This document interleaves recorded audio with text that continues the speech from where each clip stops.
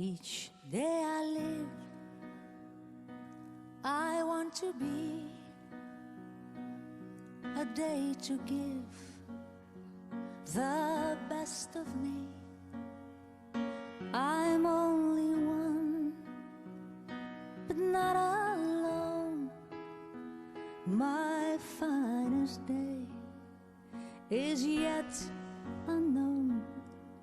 I broke my heart for every gain to taste the sweet. I faced the pain. I rise and fall, yet through it all, this much remains. Supaya chattingnya di samping di orang yang tengah. One moment in time, when I'm more than I thought I could be, when all of my dreams are a heartbeat away, and the answers are all up to me.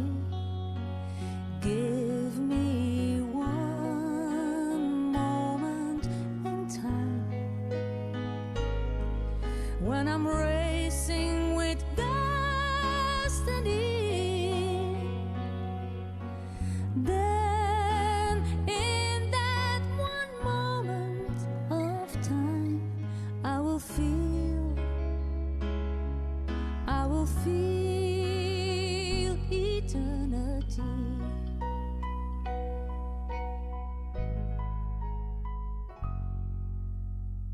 I've lived to be the very best, and I want it all. No time for less.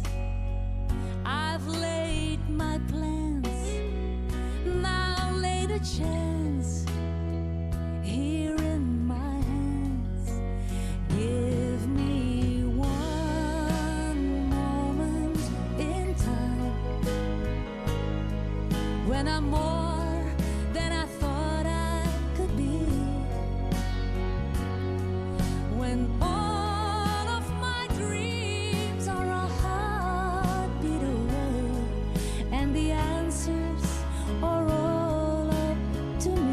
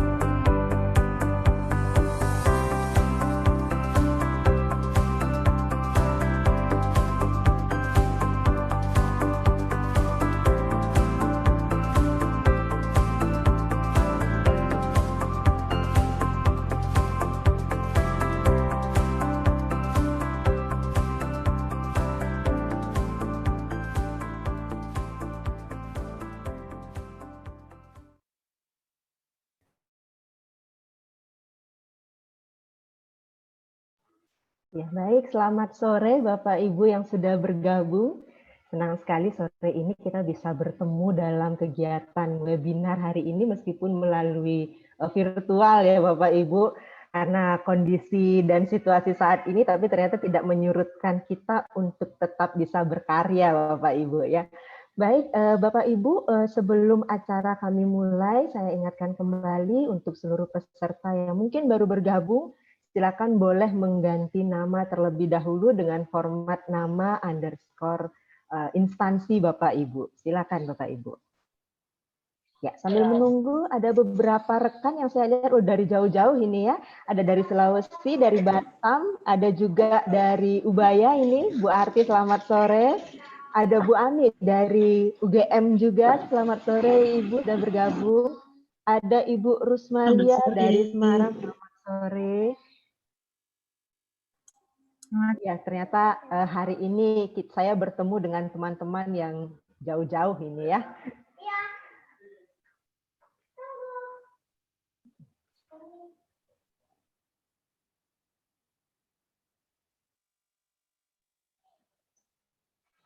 Oke, baik. Sepertinya semua sudah mulai mengganti nama. Baik, Bapak Ibu, saya akan mulai acara. Silakan untuk yang belum bersiap-siap, silakan boleh bersiap-siap. Kita akan mulai acara hari ini.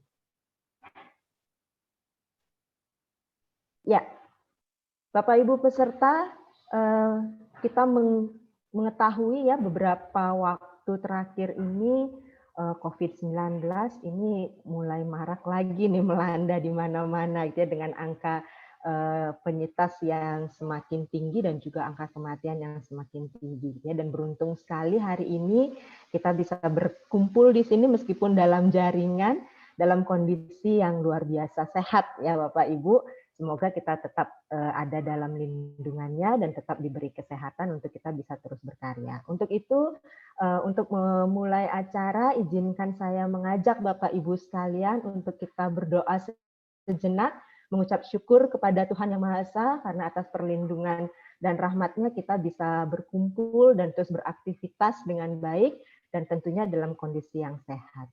Baik Bapak Ibu, silakan mengambil waktu, kita akan berdoa dengan keyakinan dan kepercayaan masing-masing. Berdoa dimulai.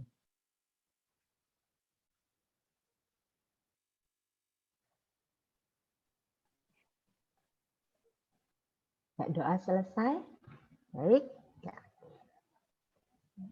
Om Swastiastu, salam sejahtera untuk kita semua. Selamat datang Bapak Ibu di webinar hari ini yang mengambil tajuk Work Family Conflict, Fakta dan Solusinya. Ya, kalau kita mendengar Work Family Conflict ini rasanya tidak asing. Apalagi saya lihat kehadiran salah seorang penelitinya nih, Ibu Artiawati dari Ubaya gitu ya. Kayaknya Bu Arti kalau dengar Work Family Conflict ini langsung bilang, oh saya pelaku dan korbannya gitu ya Bu Arti. Ya, Bapak Ibu, betul, kenapa kita? Iya. Maaf saya ini nggak on cam dulu ya Bu Yani. Silakan Bu Arti. Saya langsung begitu melihat nama Bu Arti ini langsung teringat karena beliau tergabung dalam proyek 3535 untuk meneliti work family conflict di saat topik ini muncul gitu ya, marak di beberapa belahan dunia nih Bu Arti ya. Beliau tergabung sebagai salah satu peneliti dari Indonesia. Ya, nah kenapa tajuk ini kita ambil hari ini Bapak Ibu? Tentunya banyak sekali ya yang melatar belakangi ya Bapak Ibu. Karena apa? Karena sekarang sebagian besar masyarakat kita sudah tidak satu peran lagi dalam kehidupannya gitu ya. Tidak ada yang betul-betul mengambil satu peran ya. Apalagi kita sebagai generasi sekarang ini kayaknya bekerja ini sudah menjadi satu kewajiban ya. Kalau mungkin dulu orang bisa milih nih mau kerja atau enggak gitu ya. Tapi kalau sekarang kayaknya sudah menjadi satu tuntutan ya, terutama di gender-gender tertentu gitu kan. Sehingga muncul banyak hal yang mungkin menjadi satu bahasan dalam kehidupan kita. Salah satunya adalah bagaimana kita menyeimbangkan peran-peran ini dengan sama baiknya sehingga nantinya peran-peran ini bisa sama-sama memberikan satu wujud produktivitas yang tinggi tentunya gitu ya. Nah, kenapa hari ini kita ingin mengambil tajuk ini karena kalau kita lihat WFC ini nggak selesai-selesai ya Bapak Ibu ya. Selalu ada saja hal menarik yang ada di balik fakta dari WFC ini. Nah, oleh sebab itu saya tidak akan berlama-lama lagi Bapak Ibu. Hari ini saya punya seorang narasumber yang mungkin sudah tidak asing lagi bagi Bapak Ibu, yaitu Bapak Supriyadi. Nah, Bapak Supriyadi ini kita kenal sering dengan Pak Up gitu ya. Saya akan menyapa dulu beliau sebelum saya membacakan CV beliau lebih lanjut. Selamat sore Pak Up. Selamat sore Mbak. Ya, ini ketiban sampur nih. Sudah pensiun baru ngomong. Iya Selamat Pak sore Up, Mbak sehat Yani. Pak Up. Selamat sore untuk semuanya. Selamat sore. Gimana Pak Up? Kondisi sehat ya Pak Up? Alhamdulillah sehat. Baik, iya semoga untuk seluruh peserta juga begitu ya Pak Up ya. Ya, Ya, amin. amin Bapak Nge. Ya Bapak Ibu, karena narasumber kita sudah bersiap sepertinya ini ya dan topiknya sangat menarik sekali. Saya tidak membuang-buang waktu lebih lama lagi. Saya akan memperkenalkan beliau secara lengkap dulu supaya Bapak Ibu juga mengenal siapa sih Pak Up gitu ya. Walaupun kayaknya sudah sangat terkenal nih Pak Up gitu ya. Baik, saya akan bacakan dulu CV beliau sekilas ya. Pak Up atau nama lengkapnya adalah Dr. Andes Supriyadi MS. Beliau adalah seorang pengajar dulunya ya Pak Up, tapi sampai sekarang sebenarnya beliau masih mengajar di mana-mana meskipun tidak dalam konteks formal gitu ya. Beliau adalah dosen dulunya di Universitas Udayana dan beliau juga sempat membantu di beberapa universitas di Bali ya untuk program studi psikologi. Untuk pendidikan, beliau menempuh pendidikan dari tingkat sekolah dasar sampai dengan sekolah lanjutan atas itu di Sragen ya Pak Up. Ya. Dan S1-nya beliau adalah lulusan dari Fakultas Psikologi Universitas Gadjah Mada Yogyakarta. Begitu pula dengan S2 beliau ya. Beliau juga menempuh di UGM ya. Untuk S3-nya beliau malah mengundurkan diri. Sebenarnya Pak Up punya visi yang berbeda dengan kita gitu ya, sehingga Pak Up lebih memilih untuk menyelesaikan sampai di tingkat S2. Tapi walaupun sampai di S2, sepak terjang beliau tidak kalah nih Bapak Ibu dengan kita-kita yang sudah sampai di jenjang yang lainnya gitu ya. Untuk pengalaman bekerja, saya rasa pengalaman bekerja beliau sudah malang melintang di dunia psikologi Pak Up ya. Jadi mulai dari tahun 1985 sampai 2004 terakhir, beliau sudah selain mengajar, beliau juga aktif di beberapa kegiatan. Dan sampai saat ini informasi untuk Bapak Ibu, beliau adalah salah satu majelis di HIMSI wilayah Bali, ya ketua majelis malah Pak Up ya. Jadi banyak sekali pengalaman beliau di bidang psikologi ya. Untuk pengalaman bekerja beliau selain tadi sebagai tenaga pengajar, beliau juga aktif di pelayanan jasa psikologi untuk promosi jabatan, penempatan dan seleksi karyawan di Biro Konsultasi Psiko Udayana ya. Dan juga beliau sangat aktif di bidang pelatihan dan pengembangan sumber daya manusia Bapak Ibu. Baik, kalau saya bicara tentang Pak Up ini nggak ada habisnya Bapak Ibu, apalagi kalau saya melihat wajahnya Pak Up ini, saya langsung teringat dengan psikometri nih Pak Up. Karena Pak Up juga sangat aktif gitu ya di bidang psikometri. Ya, malah kadang-kadang kita mengenalnya, wah Pak Up ini jangan-jangan lulusannya lulusan psikometri gitu ya, tapi ternyata bukan Bapak Ibu. Baik Pak Up, tidak berlama-lama lagi. Saya akan langsung mengundang Pak Up dan saya akan menemani Pak Up nantinya untuk menjadi moderator dalam kegiatan hari ini. Baik, kalau begitu saya langsung persilahkan waktu dan tempat saya berikan kepada Pak Up. Silakan Pak Up. Oke. Terima kasih. Selamat sore. Suara saya bisa didengar? Bisa Pak Up. Oke. Assalamualaikum warahmatullahi wabarakatuh. Om Swastiastu. Salam sejahtera untuk semua.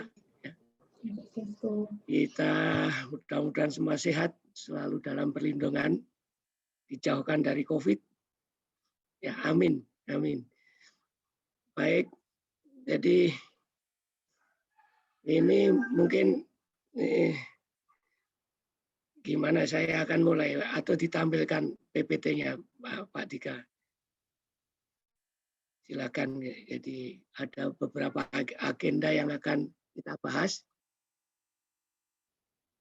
Jadi ini kira-kira judulnya Work Family Conflict, Fakta dan Solusinya. Ya. Kami persilakan enter Mas Dika. Nah ini agenda bahasan yang barangkali akan saya bahas dalam beberapa menit ke depan, 20 atau 30 menit ya. Yang latar belakang, kemudian masalah organisasi industri, masalah keluarga, work family conflicts, alternatif jalan keluar. Jadi ini saya tidak akan mendalami jauh tentang teori maupun riset. Jadi saya ditodong untuk cerita itu mungkin sama teman-teman itu.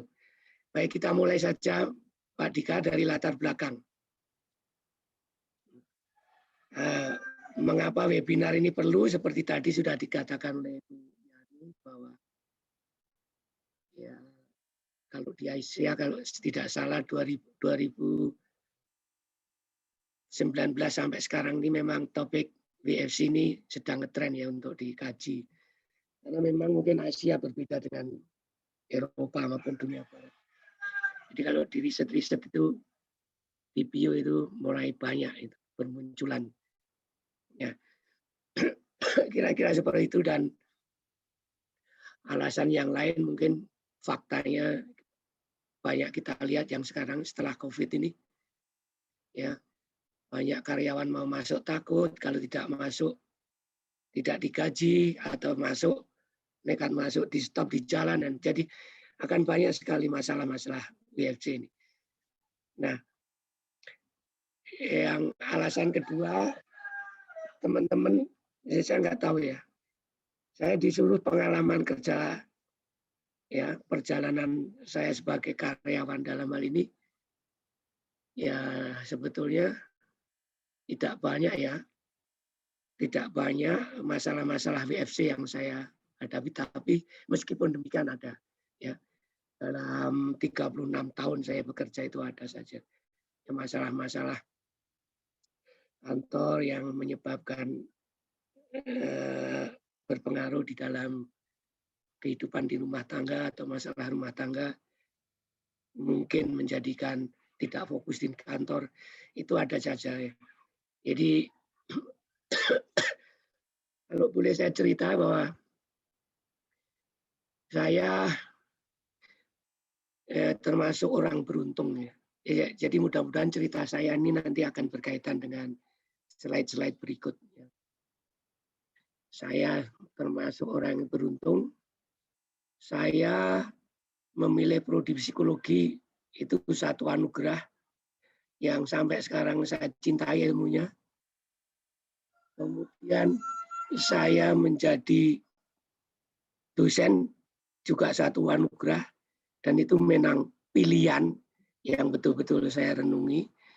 Yang intinya waktu itu saya pengen ngajar, pengen ya artinya pilihan-pilihan dalam belajar, kuliah maupun di dalam pekerjaan saya firm.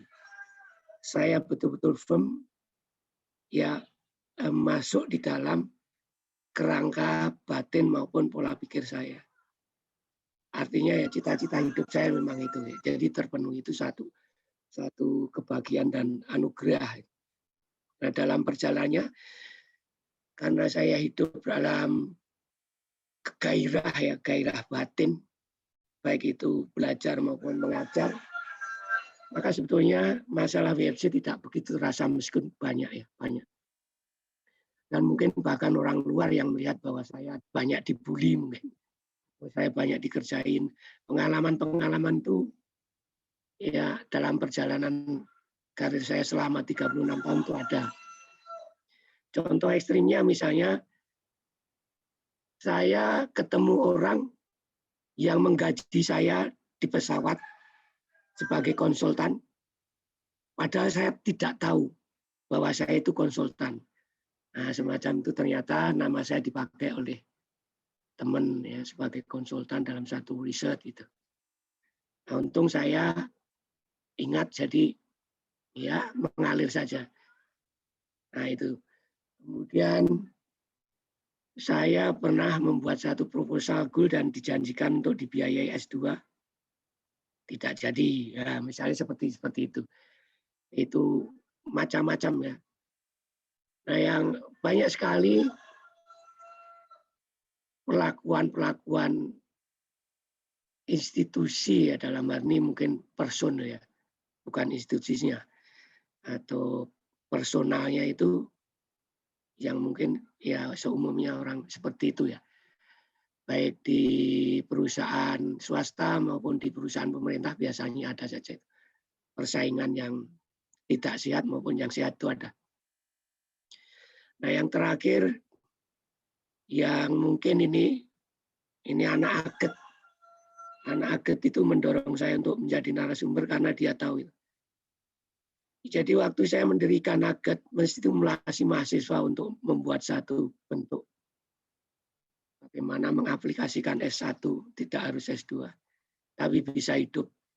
Ya, mereka berenam ya, kalau nggak salah membuat ini Aget, akhirnya menjadi CV. Itu pun ribut sekali. Yang ribut tidak hanya teman-teman sejawat, tapi di luar HIMSI ribut. Pak Up punya biro, Pak Up, padahal sama sekali tidak. Ya, nah itu sampai kantor saya dikunci, sehingga saya proses bimbingan maupun nggak bisa, sehingga wah itu ya mempengaruhi sekali.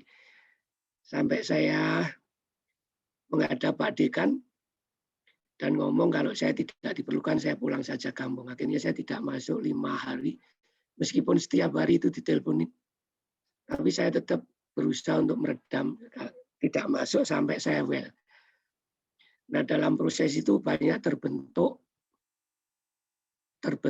kelompok-kelompok mahasiswa yang saya bina sehingga menjadi seperti ini. Aget, ada Turia, ya, ada beberapa yang bukan mahasiswa psikologi, mahasiswa kedokteran misalnya, Wirama, ya wirausaha semua itu. Jadi itulah pengalaman WFC yang secara individu saya tanggapi dengan positif sebetulnya. Nah nanti itu akan berkaitan dengan slide-slide berikutnya. Itulah mungkin loh, ini saya hanya menduga mungkin mengapa teman-teman Aget menunjuk saya untuk bicara tentang ini. Karena menurut saya pada dasarnya yang sering mengalami WSC itu adalah, kalau dari segi gender dan hasil-hasil riset itu, lebih banyak perempuan yang akan mengalami WFC ini. Nah, kira-kira itu. Nah, oleh karena itu inilah akhirnya jadi. Dan saya berharap mudah-mudahan ini bermanfaat buat saya dan buat teman-teman semua yang hadir di sini. Mudah-mudahan. Oke, lanjut Dik. Nah, saya akan mulai dengan masalah organisasi dan industri. Ini masalah-masalah yang mungkin berkaitan dengan munculnya WFC ya. Pengaturan waktu kerja, disrupsi kerja, penilaian kinerja atau sistem bonus, KPI ya, Key Performance Indicator, hubungan pimpinan bawahan, hubungan antar karyawan ya, seperti yang saya ceritakan tadi. Ada saja masalah-masalah yang mungkin akan mempengaruhi terhadap kehidupan keluarga. Ya. Aturan organisasi ya, atau perusahaan ataupun LSM ya. Bisa saja aturan organisasi itu menjadikan kita untuk merelakan waktu, mengurangi waktu yang harus kita untuk keluarga misalnya. Kemudian norma budaya kerja. Nah, ini kalau di perusahaan swasta sangat ketat ini ya. Betul-betul saya tidak tahu persis kalau BUMN misalnya bank itu berangkat 7:30, pulang jam 10. Itu saya nggak tahu persis bagaimana perasaan ini WFC ini. Kemudian jenjang karir, talent mapping, kadang-kadang perusahaan belum ada ini, sehingga nggak jelas karirnya, yang juga akan berdampak pada ya, besaran gaji, kepuasan kerja karyawan, dan terus banyak ya engagement, OCB, terus ya. Hanya saja semua kajian-kajian atau riset organisasi industri ini muaranya adalah pada produktivitas dan kinerja. Ya. Jadi biasanya sasarannya ke sana. Sedikit sekali yang saya lihat untuk menemukan solusinya WFC gitu. Kira-kira seperti itu. Ya. Jadi masih banyak listing masalah-masalah kalau kita jabarkan. Dan ini banyak bergentayangan di web itu. Baik jurnal maupun hasil riset tentang topik-topik ini. Ya. Bapak Ibu sekalian bisa browsing atau membaca kalau pengen. Cuman biasanya muaranya kepada produktivitas dan kinerja karyawan, biasanya seperti itu. Artinya tujuannya adalah untuk kelancaran organisasi industri. Ya. Itu kira-kira seperti itu. Nah, ini masalah organisasi industri. Kemudian Dik, berikutnya Dik. Nah, masalah keluarga. Ada keluarga inti, keluarga besar, dan ada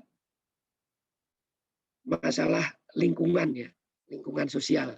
Ya. Nah, ini hubungan suami istri, masalah karir. Biarlah suami saya yang berkarir, saya tidak. Itu juga akan berproblem. Atau biarlah istri saya berkarir, saya tidak. Akhirnya kinerjanya suami atau istri tidak perform maksimal di perusahaan misalnya seperti itu. Kemudian hubungan anak orang tua.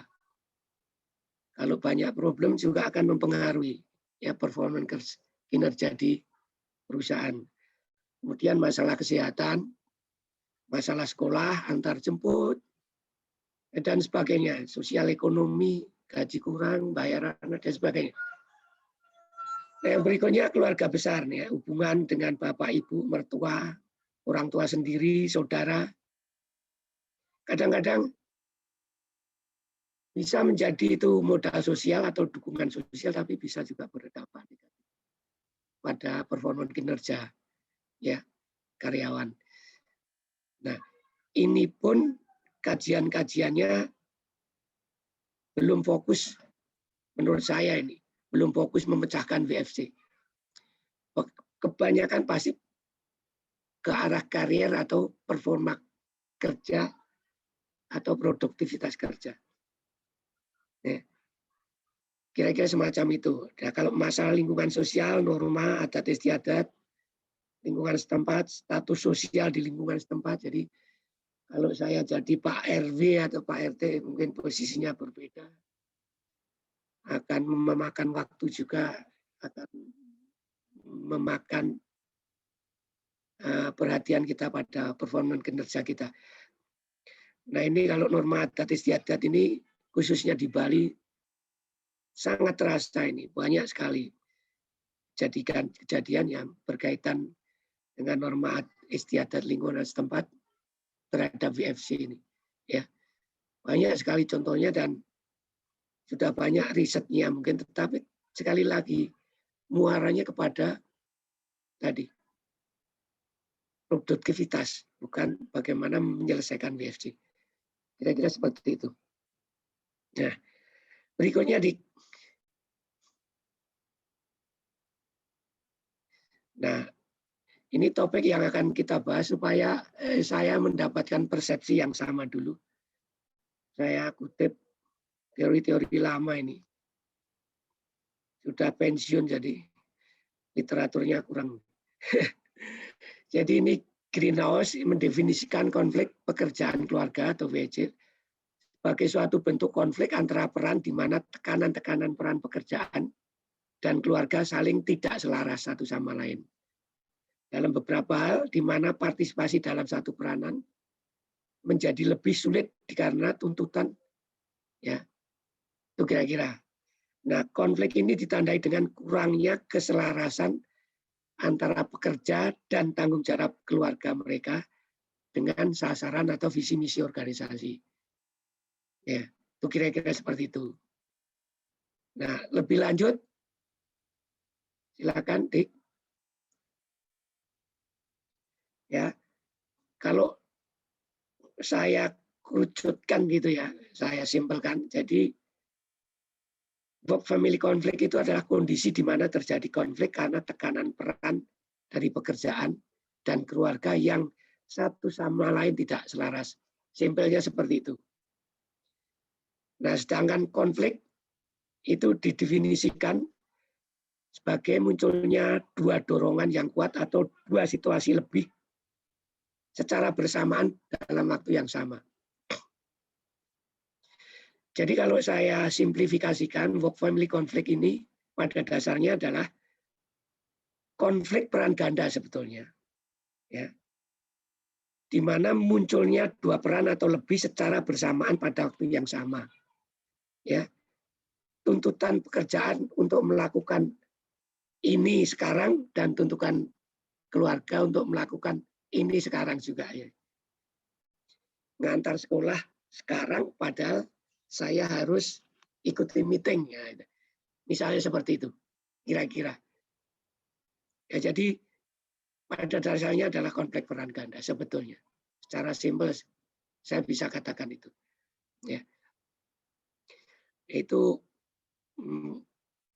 mungkin supaya kita mencerna lebih mudah adalah sebetulnya kita akan bahas peran ganda ataupun multiple peran bagi seorang karyawan. Ya. Itu kira-kira seperti itu. Silakan, Dik. Nah, Greenhouse lebih lanjut mendefinisikan ya tipe utama mengenai konflik pekerjaan keluarga atau WFC ini. Konflik berdasarkan waktu.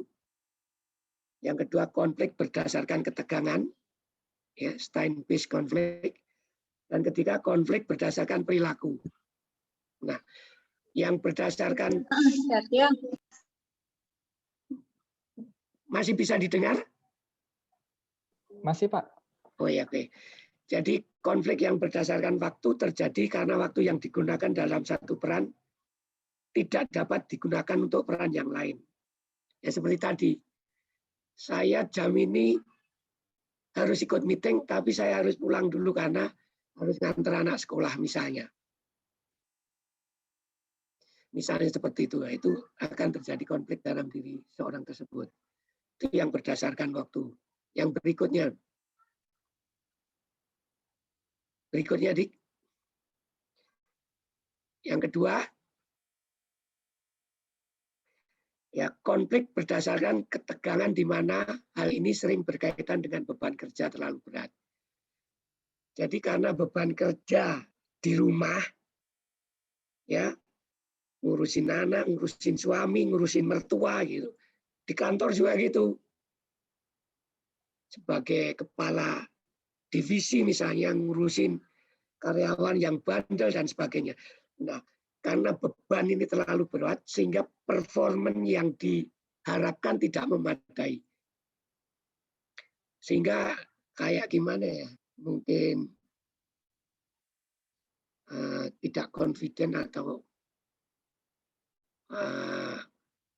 kurang pede atau gimana jadinya seperti ini. Jadi performanya baik di keluarga maupun di perusahaan tidak maksimal. Itu yang berkaitan dengan beban kerja. Yang terakhir adalah konflik yang berdasarkan keterlibatan keluarga. Ya. Seberapa besar seseorang memihak secara psikologis dalam peran sebagai pasangan suami istri maupun sebagai orang tua. Maksudnya seperti ini. Apakah kalau istri saya terlibat dalam pekerjaan saya, sehingga modal sosial atau dukungan sosialnya malah menjadi negatif. Ya. Atau saya terlalu dalam memikirkan keluarga, sehingga performa di pekerjaan saya tidak maksimal. Kira-kira seperti itu. Ya. Nah, jadi boleh dikatakan bahwa seseorang semakin terlibat dalam masalah keluarga, baik itu keluarga inti maupun keluarga besar, maka performa di dalam kinerjanya akan tidak maksimal. Kira-kira begitu asumsinya. Ya.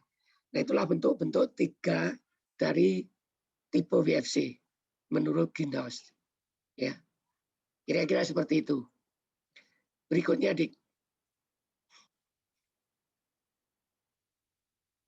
Nah, sekarang kalau konfliknya, bentuk konfliknya, kalau kita kutip dari Goodlevin, bentuk konfliknya itu ada approach avoidance, avoidance, double avoidance approach. Saya pengen keluarga saya bahagia dan sukses, dan saya sukses berkarir. Approach itu. Ya. Atau approach avoidance. Saya pengen tetap kinerja saya optimal, tetapi saya tidak pengen keluarga saya terbengkalai, misalnya seperti itu. Atau avoidance ya. Saya tidak pengen dihukum oleh perusahaan, tapi juga tidak pengen dicaci maki oleh suami misalnya atau istri. Misalnya seperti itu. Atau double approach avoidance atau multiple approach avoidance. Nah, kalau ini sudah konflik. Artinya di keluarga punya masalah banyak, di perusahaan juga punya masalah banyak ya. Tidak pas menyesuaikan diri, tidak pas di dalam teamwork-nya dan seterusnya. Kira-kira seperti itu. Nah, kalau saya buatkan ilustrasi, kira-kira seperti ini. Dik. Nah, kalau ilustrasinya, jadi masalah-masalah dalam organisasi dan masalah-masalah dalam keluarga tidak semuanya ya, tidak semua menyebabkan WFC. Ya, tidak semuanya. Banyak masalah-masalah dalam organisasi yang berkaitan kita, tapi tidak mempengaruhi dinamika dalam keluarga. Atau sebaliknya, banyak masalah dalam keluarga, tetapi tidak mempengaruhi di dalam performance ya kita di dalam perusahaan. Nah, tetapi kalau terlibat masalahnya itu terlalu dalam, maka kotak putih itu akan melebar. WSF-nya itu akan melebar. Jadi semakin banyak masalah di keluarga, semakin banyak masalah di organisasi, maka kotak WFC-nya akan melebar. Penyebabnya itu. Nah, tinggal bentuk konfliknya apa kira-kira? Bisa approach, bisa avoidance, bisa approach avoidance, bisa multi approach avoidance. Kira-kira seperti itu. Nah, secara simpel, jadi kalau kita ketemu orang yang mengalami WFC, maka sebaiknya kita ketemukan dulu model konfliknya. Ya. Apakah approach atau avoidance atau justru multi approach avoidance. Kalau kita ingin membantu ya. Itu kan banyak psikolog nanti. Nah, sekarang ini banyak psikolog yang menghadapi karyawan yang dilarang masuk atau disuruh masuk tapi takut karena COVID. Nah, itu kita pahami dulu bentuk konfliknya supaya kita bisa membantu memberikan solusi. Misalnya seperti itu. Ya, ini polanya seperti itu. Nah, berikutnya nah, alternatif jalan keluar. Nah, ini bisa jadi semua orang berbeda ya. Ini secara umum yang saya alami dan saya lakukan saja. Baik itu yang di perusahaan, yang mungkin saya pernah jadi konsultan, maupun di dalam kehidupan saya sendiri. Ya, namun bisa saja tidak seperti ini. Ya, ini secara umum. Ya. Jadi kalau untuk organisasi industri, saran saya kaji dengan terus-menerus tentang isu WFC ini, sesuai dengan situasi kondisi yang terus berkembang. Nah, contohnya sekarang ini. Mungkin konsep atau penelitian WFC yang dulu sebelum COVID akan berbeda kesimpulan solusinya dengan survei atau penelitian yang sekarang kita lakukan. Ya. Nah, cara yang paling mudah adalah mengumpulkan hasil riset tentang VFC. Kemudian kita resume, kita pilih ya yang sesuai dengan kondisi organisasi yang kita miliki atau kita menjadi konsultannya. Atau jika melakukan riset sendiri langsung pada organisasi yang kita miliki, itu sangat baik, sangatlah baik. Tetapi ada hal yang harus dipahami, ya. Yang perlu dipahami adalah bahwa semua model mempunyai kelemahan yang mendasar, yaitu satu, kalau kita pendekatannya positivistik, jadi pakai kuantitatif, kita survei, pakai kuesioner.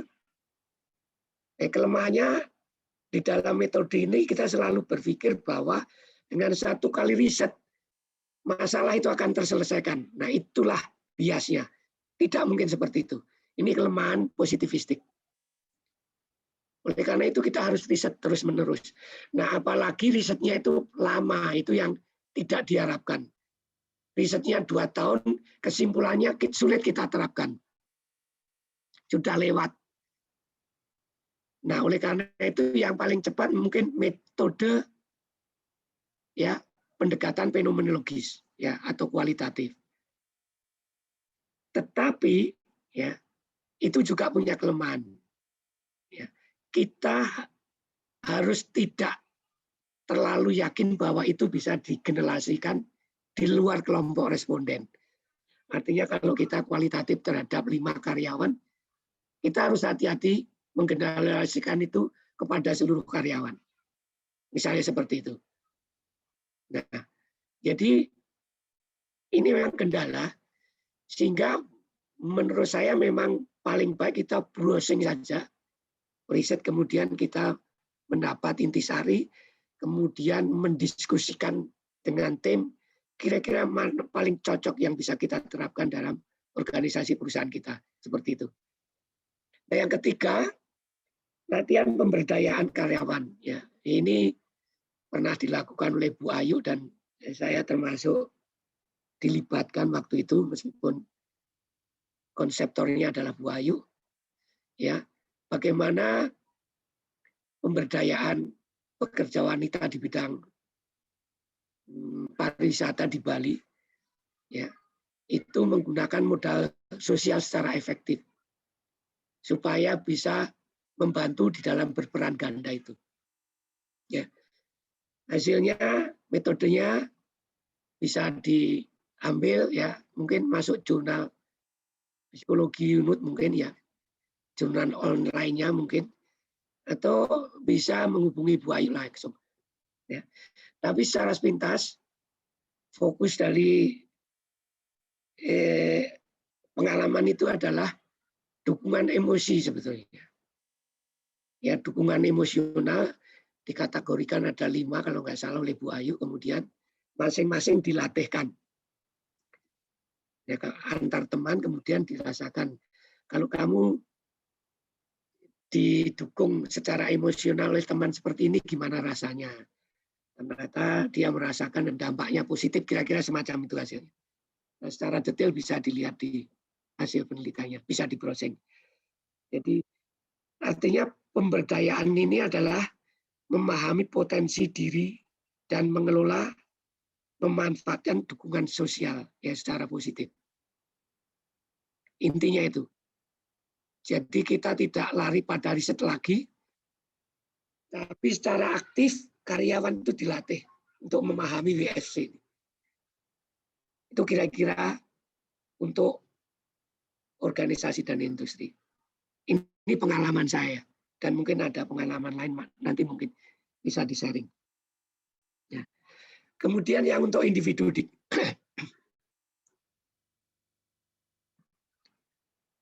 nah untuk individu yang mengalami WFC bisa melakukan 3 hal. Yang pertama,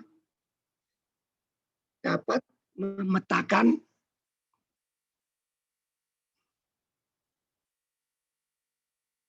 ya, dapat memetakan modal sosial yang dimiliki. Ya. Yang kedua, dapat menentukan skala prioritas dengan benar dan akurat berdasarkan kriteria yang diyakini, ya.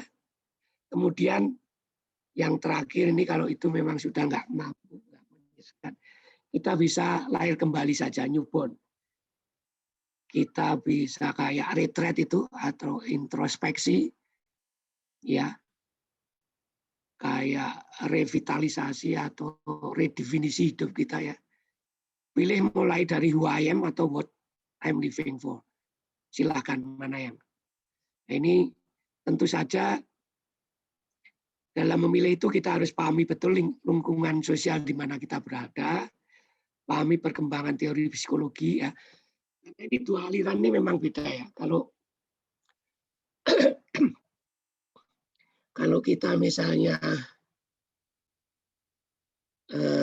membaca apa ya psikologi transpersonal gitu, kalian yang dalamnya pada who I am, ya, menemukan diri, ya, tidak what I'm living for itu. Nah itu semua mengandung risiko dan itu pilihan. Silakan nanti. Nah, coba kita satu persatu. Coba kita dapat memetakan modal sosial. Ya. Kalau kita bekerja, kemudian kita macam-macam ya. Modalnya apa gitu?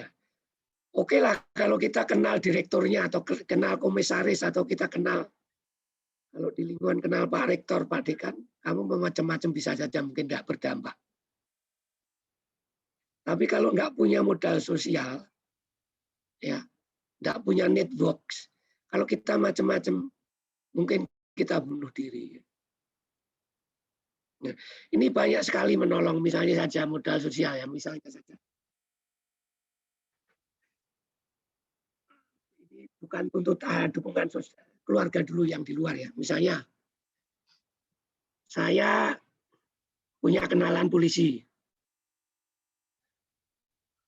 Ya, pas ngantar anak sekolah ditilang, saya punya kenalan, bisa lolos, tidak konflik, tidak terhambat, modal sosial juga. Saya punya kenal dokter, pas anak saya sakit, sulit mencari kamar, sulit.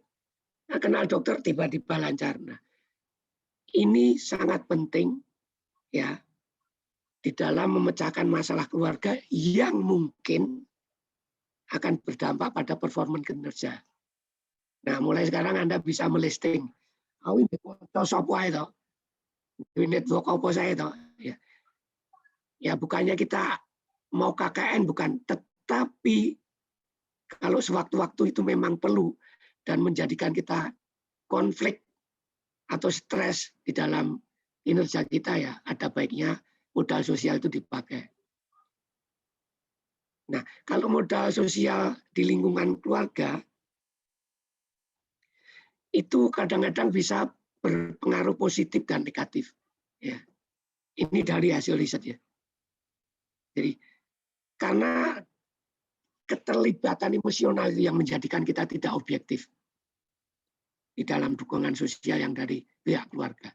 Biasanya seperti itu. Nah, oleh karena itu modal sosial yang dimiliki itu di listing. Nah, ini ada berapa peserta ini?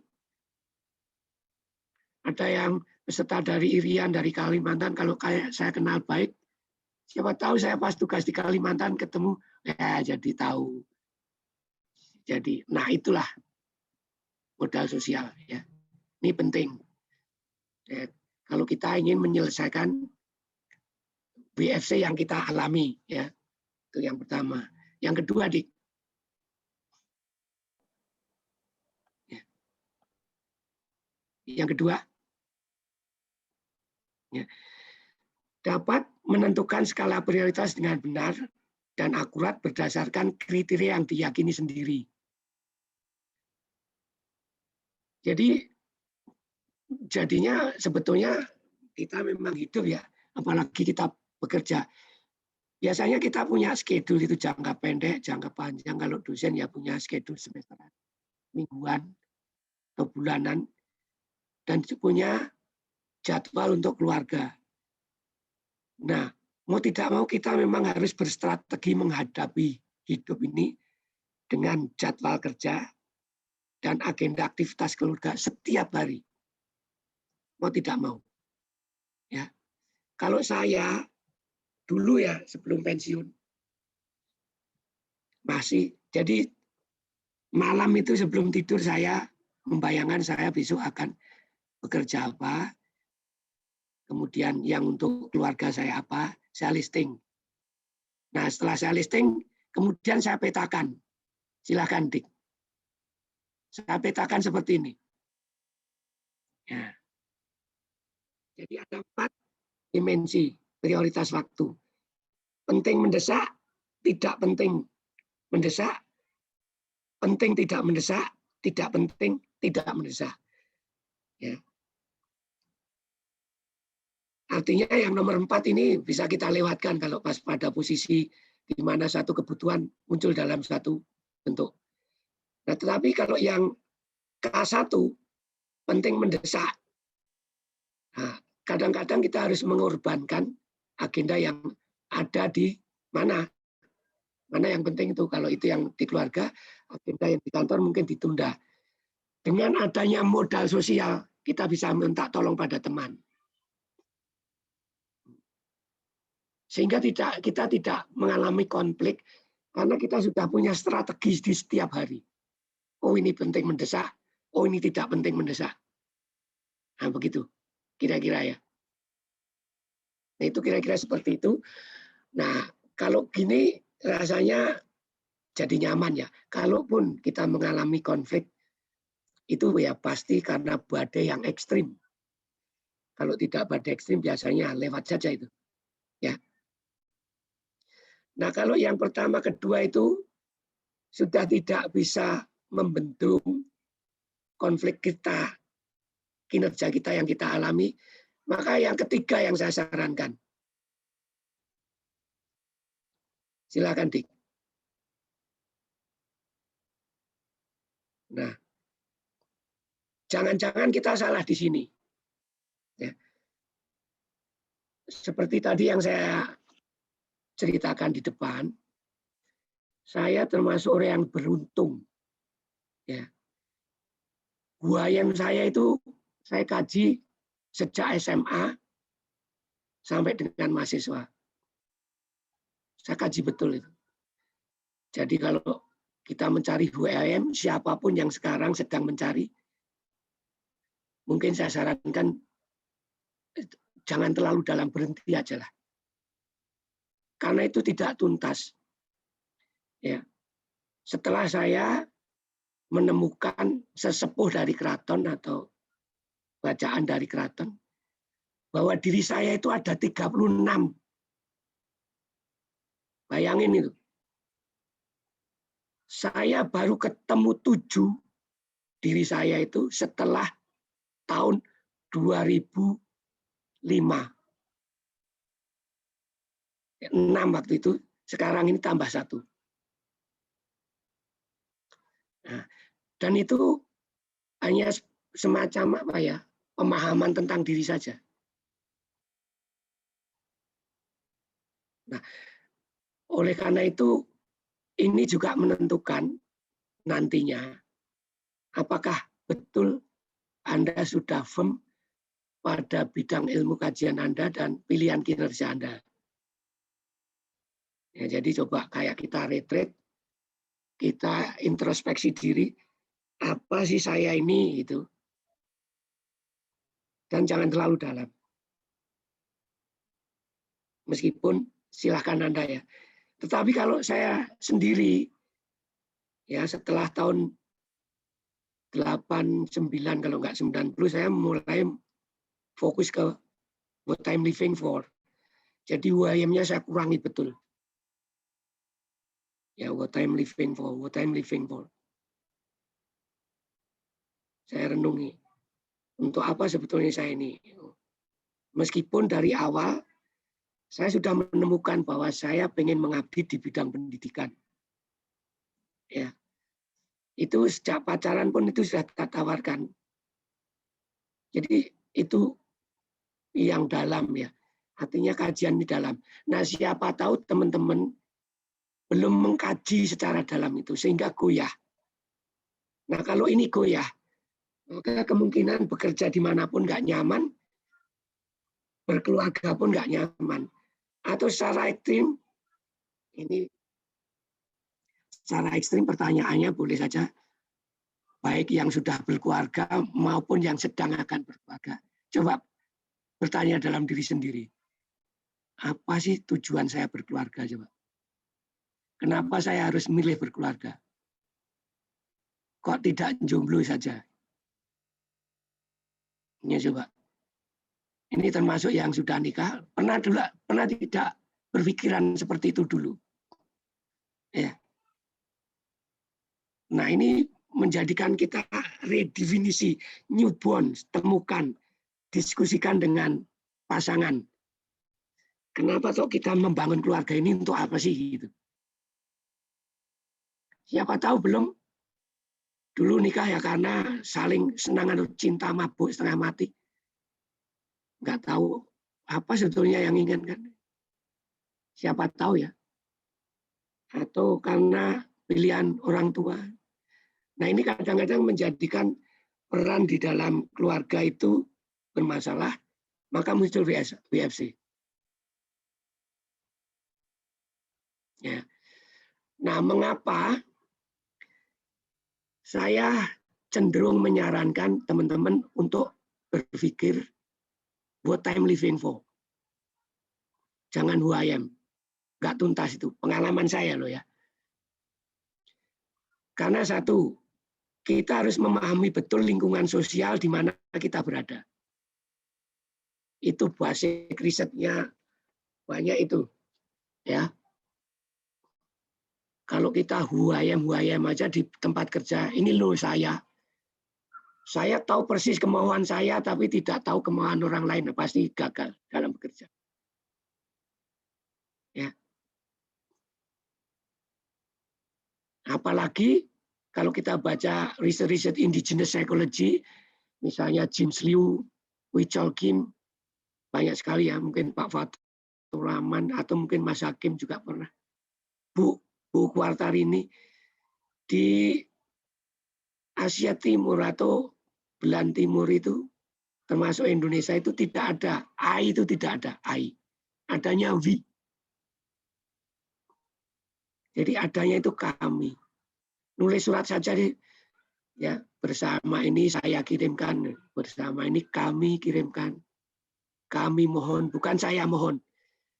Karena dari bawah sadar kita memang yang terbentuk itu we, bukan I.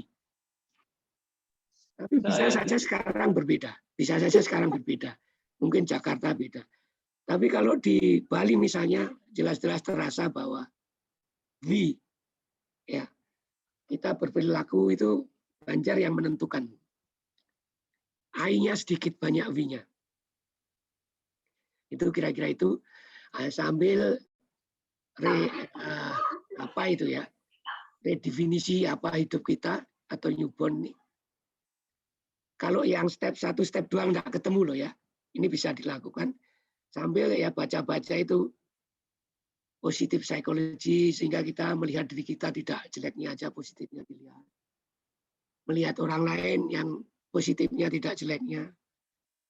Juga masalah-masalah di industrial psychology dan juga penemuan di indigenous psychology. Nah, kalau teman-teman di Bali, utamanya di Udayana University Fakultas Psikologi, banyak yang sudah riset tentang masalah-masalah culture di Bali yang berkaitan dengan kesejahteraan keluarga. Banyak itu bisa di-download lewat jurnal online-nya psikologi Dayana ya. Masalah ngerot, masalah nyerot, masalah nikah, beda kasta dan sebagainya, pengaruhnya terhadap kesejahteraan yang barangkali itu juga berpengaruh pada performa kerja di perusahaan. Nah, mungkin itu yang bisa saya sampaikan. Nah, mudah-mudahan ini bisa bermanfaat buat teman-teman yang ikut. Dan wassalamualaikum warahmatullahi wabarakatuh. Ya, dan salam sejahtera untuk semua juga ya. Selamat sore, matur thank you. Silakan Bu Yani. Baik, terima kasih banyak Pak Up atas paparan materinya gitu ya. Luar biasa ini kalau biasanya kita mendengarkan webinar WFC dari sudut penelitian dan teori gitu ya. Ini kita mendengarkan paparan WFC dari pengalaman Pak Up gitu ya. Dan tentunya saya rasa Bapak Ibu sekalian juga pasti mengalami ini ya benturan-benturan yang terjadi antar peran kita gitu ya. Apalagi yang ibu-ibu kerasa banget biasanya gitu ya. Karena paradigma sosial kita juga masih menitik beratkan kaum perempuan ini sepertinya punya nilai plus gitu ya untuk wajib menjalankan peran-perannya gitu ya. Kayaknya ada satu nilai tersendiri kalau kita sampai tidak menjalankan ya. Dan ini kembali sebenarnya dengan local wisdom kita ya.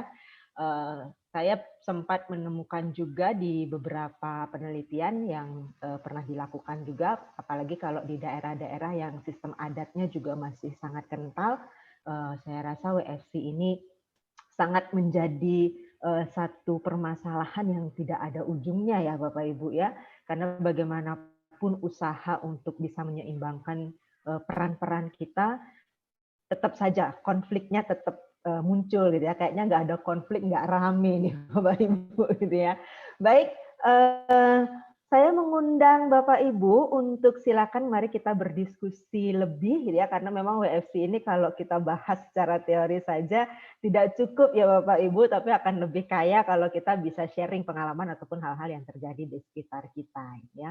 Saya sudah mendapatkan satu pertanyaan dari Ibu Budi Adnyani dari UGM. Ya. Saya bacakan langsung ya Bapak Ibu, silakan kalau untuk peserta yang lain, untuk bisa menuliskan pertanyaannya, Bapak Ibu bisa menggunakan kolom chat dengan format, bisa menuliskan nama, instansi, dan pertanyaan Bapak Ibu. Ya. Baik, Pak Up, ini ada pertanyaan nih Pak Up. Di masa pandemik ini ada WFH dan SFH, work from home dan school from home. Ya. Nah, bagaimana caranya membuat keseimbangan antara work dengan family nih Pak Up? Karena banyak terjadi WFH dan SFH di masa pandemik ini. Silakan Pak Up. Terima kasih. Bu Ani, salam untuk Pak Kun. Salam kembali. Saya tidak buka kamera ya, ora dandan. Kapan ke Denpasar? Kalau sudah tidak PSBB. Oke. Nah ini saya tidak punya pengalaman tentang itu ya Bu Ani ya. Tapi mungkin kita coba utak-utak secara teori atau mungkin dari pengalaman saya bisa. Jadi menurut saya ya, kita harus bisa memisahkan secara fisik dulu. Artinya begini maksud saya. Kalau kita work from home, tolonglah kotakkan satu ruangan yang tidak boleh diganggu oleh siapapun. Saat kita itu. Jadi seakan-akan kita masuk ke kantor tapi di rumah sendiri. Itu destinasi itu penting. Untuk membuat posisi kita jelas dan anggota keluarga jelas. Oh, itu Bapak sedang kerja atau oh, Ibu sedang kerja. Nah, posisi ini penting ya, menjadikan jelas. Nah, kemudian syukur-syukur ada penjelasan. Oke, kalau saya sedang masuk kamar seperti ini, mohon ya jangan ya ada yang mengganggu. Ya, misalnya seperti itu. Nah, oleh karena itu ya harus disiplin ya. Sebetulnya ada topik lagi ya, discipline of the self itu. Tapi sulit kalau kita bahas sekarang itu satu topik sendiri itu. Karena 3 buku itu, 3 self disiplin. Jadi kita harus disiplin kayak kita ngantor aja atau negosiasi dengan keluarga. Oke, pokoknya saya jam sekian sampai jam sekian saya masuk kamar, jangan diganggu. Nah, repotnya kalau tidak punya ruangan, tidak punya kamar, nah itu saya nggak tahu. Gimana lah caranya kompromi dengan keluarga. Itu yang bisa saya janjikan solusinya Mbak Ani. Jadi kalau anak-anak itu bagaimana? Nah itu dah. Anak-anak itu ya, kemudian tidak bisa paham kalau dia tidak didampingi orang tua ketika sekolah itu loh. Nah, Jadi itu dah. orang tuanya, bapak ibu juga sedang kerja, tapi dia juga di sekolah di rumah dan kemudian, nah itu yang kemudian bagaimana menimbangkan. Nah, coba. Pak Up. Oke, bagus.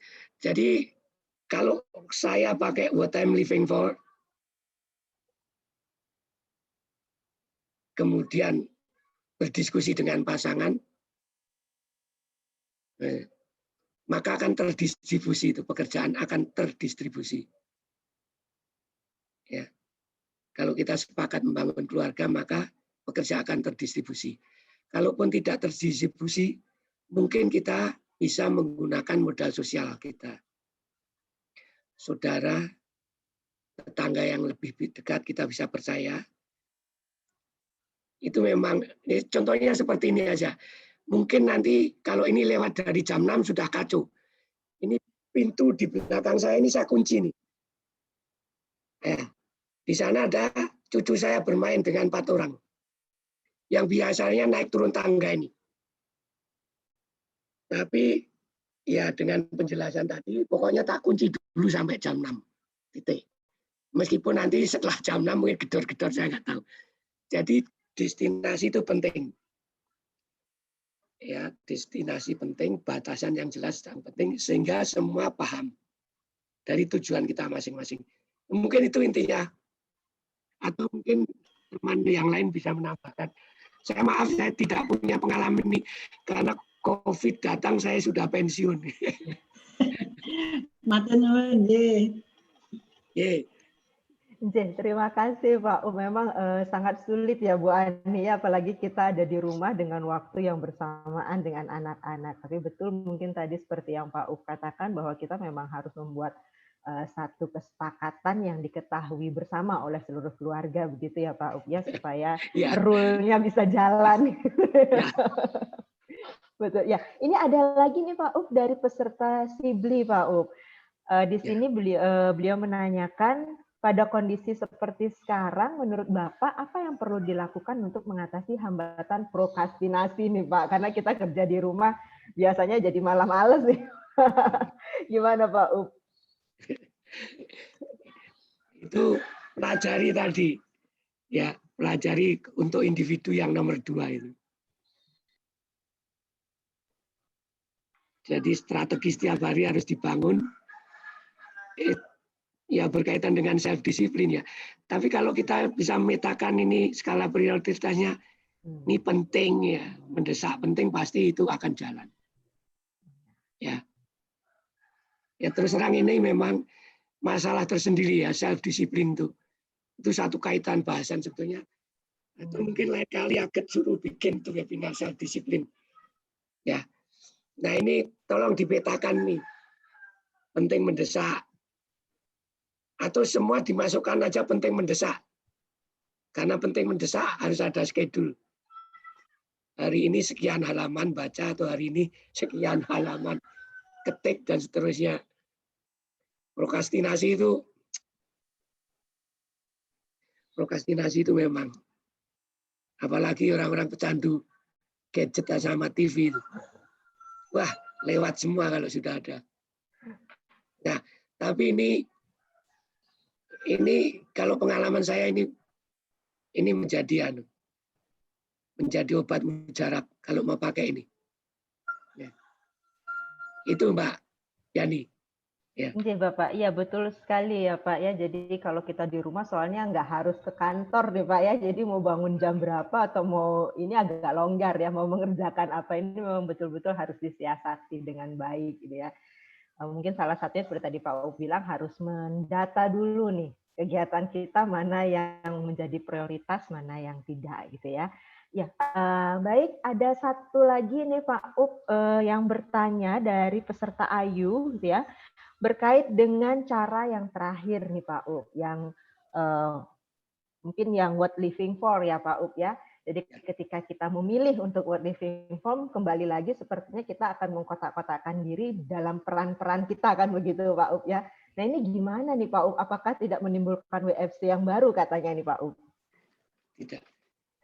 Jadi kalau secara pribadi Kalau what I'm living for itu untuk orang lain gitu kasarannya. Kasarannya ya. Lalu kita akan bertanya, kalau hidup saya untuk orang lain, terus hidup saya siapa yang menghidupi, yang mikirin? Oke, jangan gitu. Kalau disimpel saja misalnya, hidup saya untuk keluarga saya, atau untuk anak dan istri saya, dan juga untuk saya, dan juga untuk kantor saya, misalnya seperti itu. Nah, kalau sudah begitu kan bisa diskusi. Nah, untuk kantor saya akan bisa berbuat apa? Ya, do the best untuk kantor saya, do the best untuk keluarga saya, do the best untuk diri saya, di listing.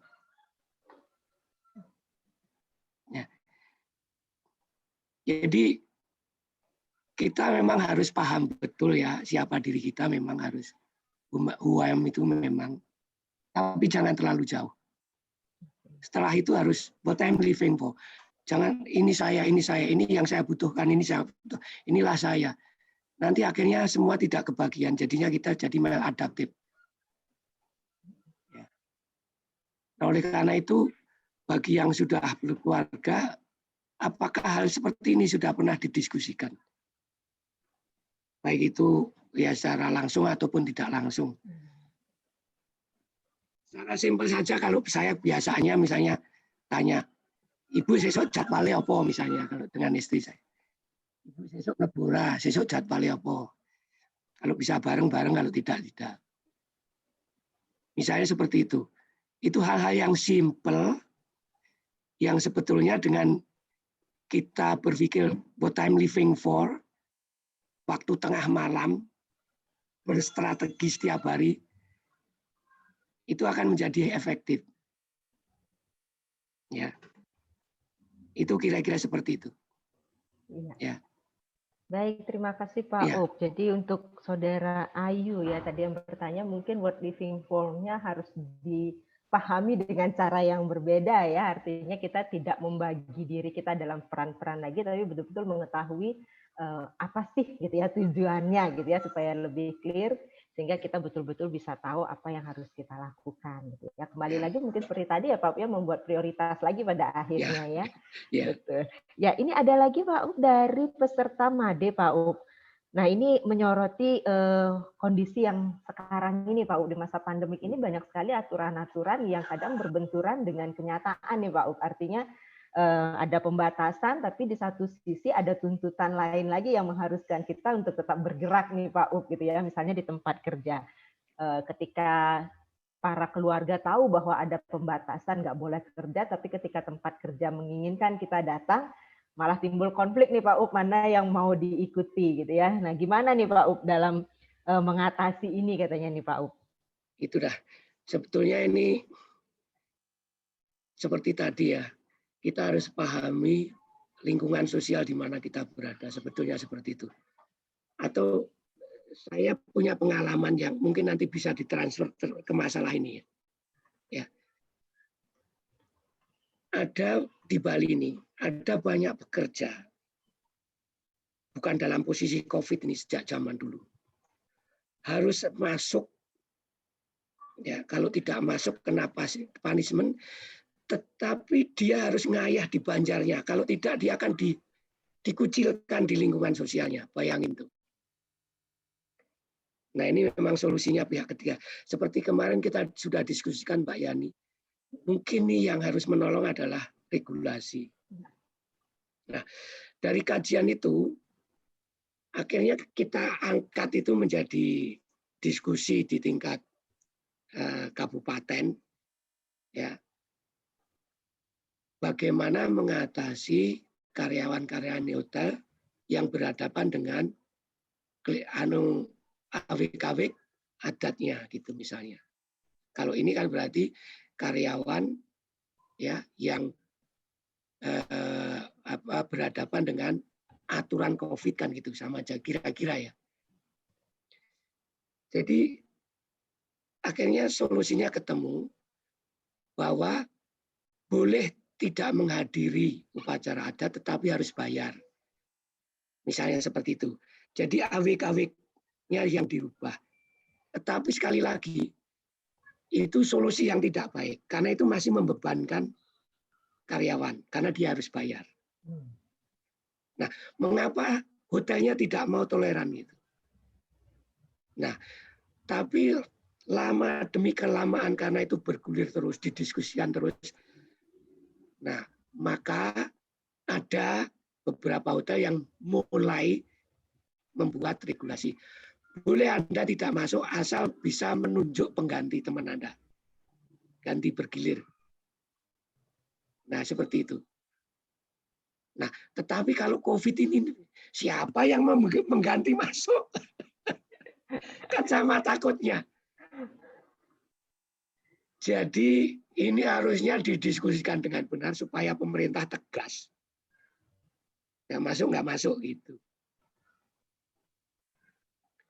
Nah ini, itu kalau dari cerita pengalaman saya tadi seperti itu. Tapi itu kan bukan pemerintah dan itu tidak sebentar itu. Diskusinya panjang. Mungkin makan waktu sampai 3 tahun terus bergulir didiskusikan. Dan sampai sekarang pun ada banjar adat yang tidak mau dibayar, jadi tetap harus datang. Nah itu kira-kira seperti itu. Iya, memang ini menjadi perhatian kita bersama seharusnya ya Pak Up ya, nah itu karena memang seperti tidak bisa dititik beratkan kemarin, pada satu pihak gitu ya Pak Up ya. Kemarin sudah kita diskusikan tuh Mbak Yani, mestinya Mbak Yani, Pak Dike, Pak Niko dan teman-teman PIO mengangkat ini, mengangkat masalah ini bagaimana kondisi karyawannya saat COVID ini, yang WFC kemudian regulasi apa yang bisa membantu dia untuk tidak mengalami itu. Ya. Mungkin itu mudah-mudahan ini menjawab ya, mudah-mudahan ya. Iya Pak Up, dan semoga ini menggelitik juga teman-teman yang akademisi ya Pak Up ya, untuk bisa mengkaji ini di tataran yang lebih luas kira-kira ya, sehingga masalah WFC ini terutama benturan dengan pihak industri sendiri ini menjadi lebih clear dengan adanya aturan yang lebih tegas gitu ya Pak Up ya. Baik, ada lagi Pak Up dari Bapak Adit nih Pak Up. Wah ini ternyata ada yang cowok nih akhirnya yang nanya nih Pak Up. Pak Up, kondisi saya WFH 25%. Seminggu sekali masuk kantor, sisanya di lapangan dengan kondisi pandemi. Saya memiliki anak bayi, berperan sebagai bekerja di rumah dan berperan sebagai ayah di rumah yang terkadang kurang bisa seimbang Pak Up. Terlebih ada godaan untuk bermain dengan anak dan mengerjakan beberapa pekerjaan rumah tangga karena saya tidak ada asisten rumah tangga. Dan terkadang ini menghambat beberapa pekerjaan kantor yang harusnya saya selesaikan di rumah. Gimana tips dan triknya nih Pak Up? Ya tadi, skala prioritas, diskusikan dengan pasangan, bagi kinerja, tidak bisa lain itu. Ya, nah tapi kalau ya diskusikan, skalakan prioritasnya, diskusikan. Besok pekerjaan apa saja yang harus ditangani dan untuk kantor dan rumah tangga. Nah, yang rumah tangga didistribusikan. Apa yang bisa Adit bantu. Nah, kira-kira seperti itu. Nah, kalau tidak ya diskusikan, tidak ada salahnya ambil asisten. Ya semuanya kalau didiskusikan biasanya lancar. Cuman kalau harus masuk tapi takut membawa COVID, nah itu itu. Ini PR baru lagi nih kayak Pak Up. Itu yang jadi antara apa itu avoidance ya, tidak mau masuk atau mau masuk tidak mau kena COVID ya. Saya tidak tahu itu. Memang tantangan di luar biasa soalnya nih Pak Up ya. Itu dah. Itu meskipun kita ketat protokol, faktanya seperti itu ya. Betul, tapi betul sekali, Pak. Ya kalau kita sudah berusaha maksimal, taat protokol, kemudian tahu kita punya musuh COVID, sebelum masuk rumah kita cuci tangan, cuci muka, ganti baju. Taulah musuh kita itu nempelnya di mana gitu kan. Ya. Dan supaya masuk ke rumah nyaman, kemudian pekerjaan didistribusikan Ya hanya itu yang saya lakukan, tidak bisa tidak. Coba dicoba ya. Ya, ini kayaknya Itu memang Pak harus Adit ya. Iya. Mudah-mudahan bisa menjawab Pak Adit. memang harus buat ini dulu nih, kayaknya konferensi dengan ibu di rumah nih mungkin Pak Adit ya, Ya. untuk shift-shiftan nanti ya. Baik, ya Ya. semoga bisa membantu ya Pak Adit penjelasan dari Pak Up tadi. Ya, ada lagi dengan peserta Ratnawati Pak Up. Beliau bertanya apakah ada riset yang menekankan pada WFC yang dialami oleh para wanita single parent, apalagi bila ditinjau dari kondisinya yang menyebabkan menjadi orang tua tunggal, misalnya kematian atau perceraian. Karena WFC sumbernya kan karena adanya peran ganda nih Pak Up. Ya. Nah, seperti itu. Gimana nih Pak Up? Ya. Ini saya tahu itu pernah ada itu. Tapi sulit saya mengingat-ingat. Tapi coba di browsing Mbak, ada itu. Ya. Ada. Cuman memang kalaupun ini masuk tipe kedua tadi Mbak. WFC yang karena beban overweight, ya, beban rumah tangga maupun jadinya juga beban kantor menjadi, ya, tipenya yang dua itu kira-kira. Nah, solusinya karena itu beban, ya, solusinya karena itu dugaan saya itu adalah beban yang terlalu berat. Kita turunkan idealitas kita sebagai single parent. Janganlah perfeksionis katakan seperti itu. Juga untuk pekerjaan di kantor ya jangan perfeksionis juga.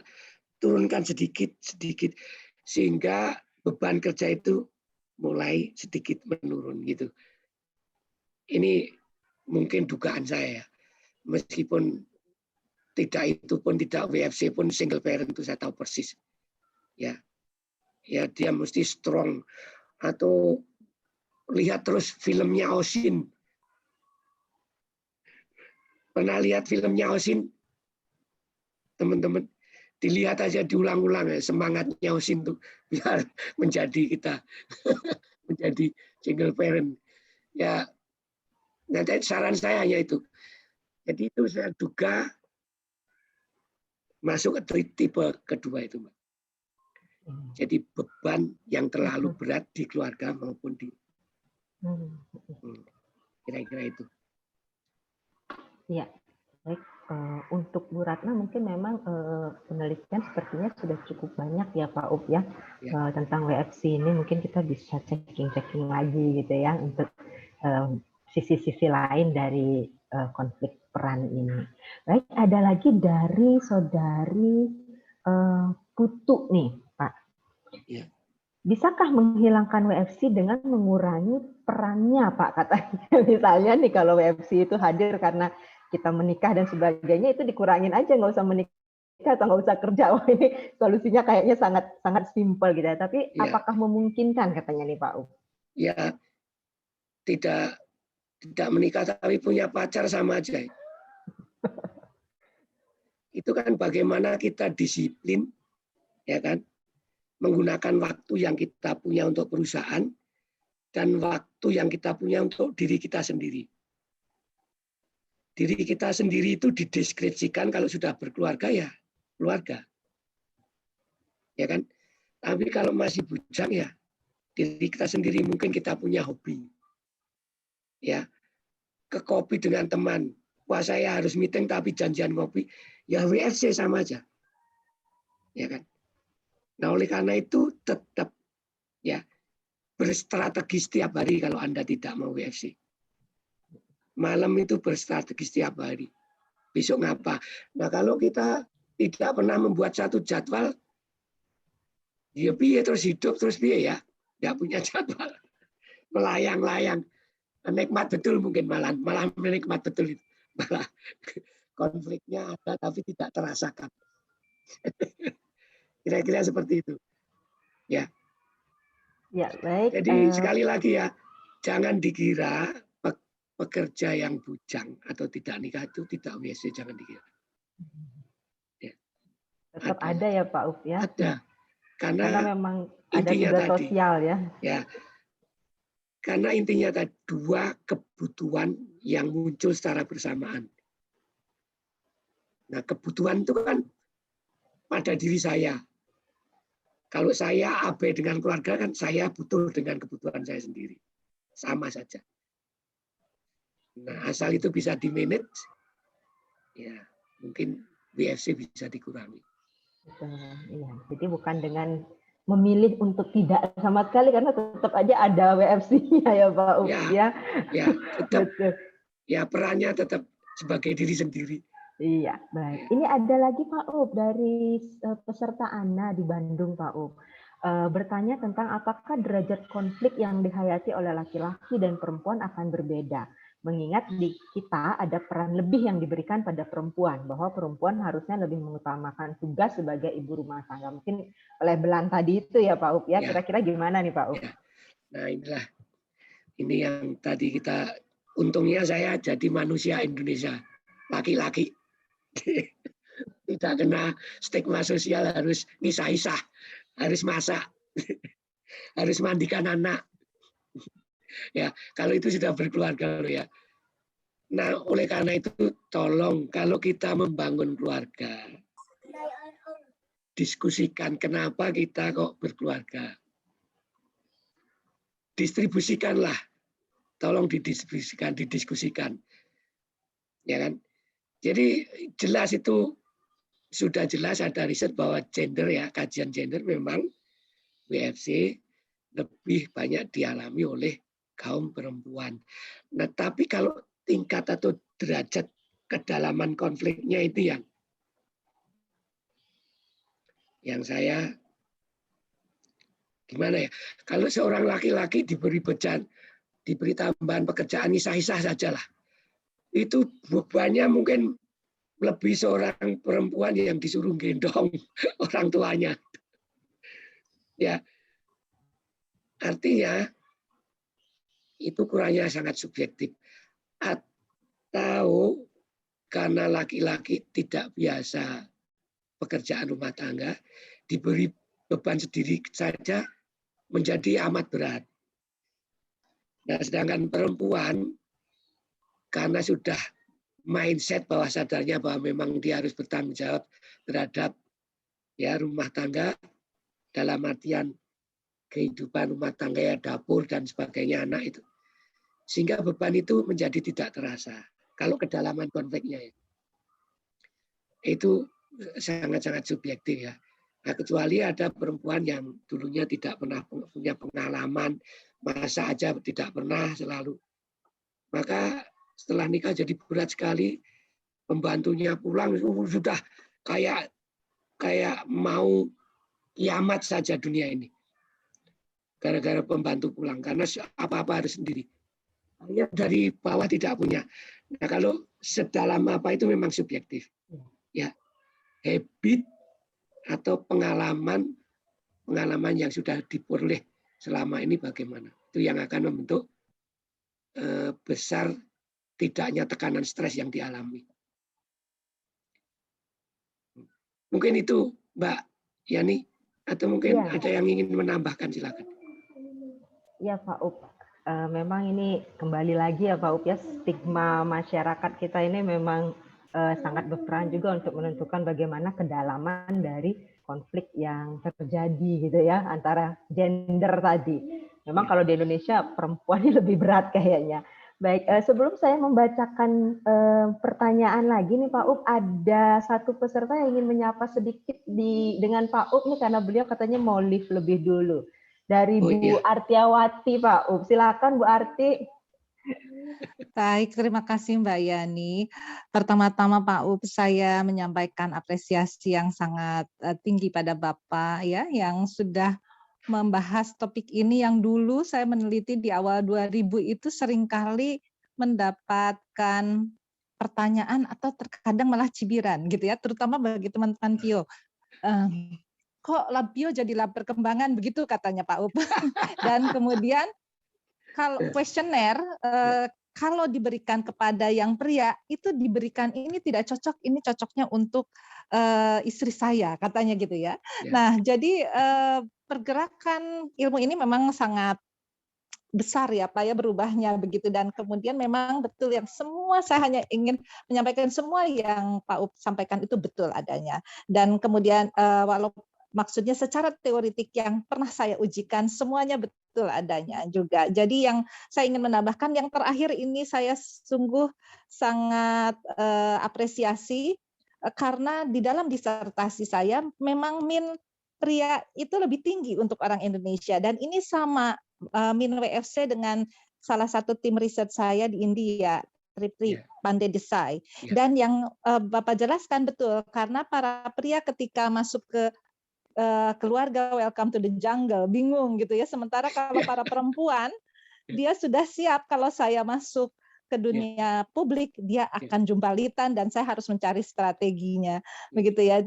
Karena saya ada kegiatan lain, mohon maaf Pak Up dan teman-teman yang lain, saya mau undur diri, dan tadi saya minta izin ke Bu Yani, boleh nggak saya menyampaikan rasa terima kasih saya pada Pak Up yang sudah membahas dengan menarik sekali dan memberikan insight bagi banyak orang. Dan satu hal yang paling saya suka juga terkait dengan purpose in life. Nah, kalau bahasa saya mungkin purpose in life, kalau Bapak lebih filosofis lagi ya.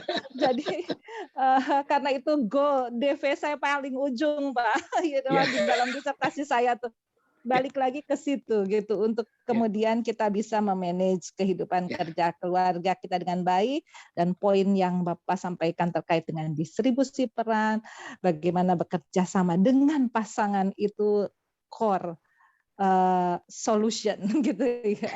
Nah, mungkin nanti pelatihannya ke arah sana. Seringkali banyaknya kalau yang perempuan terutama tidak bisa menyampaikan kepada suaminya untuk meminta support. Nah, ini satu hal di dalam disertasi saya, environmental mastery Pak. Jadi itu yang salah satunya bisa menurunkan family conflict dan bisa meningkatkan psychological well-being para pekerja di Indonesia.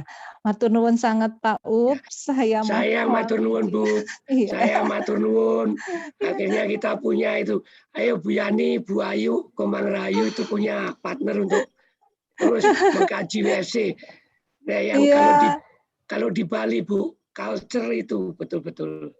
Betul, iya, betul. Silakan Bu, main ke Denpasar ketemu Bu Yani itu riset supaya ini bisa tuntas masalah WFC ini.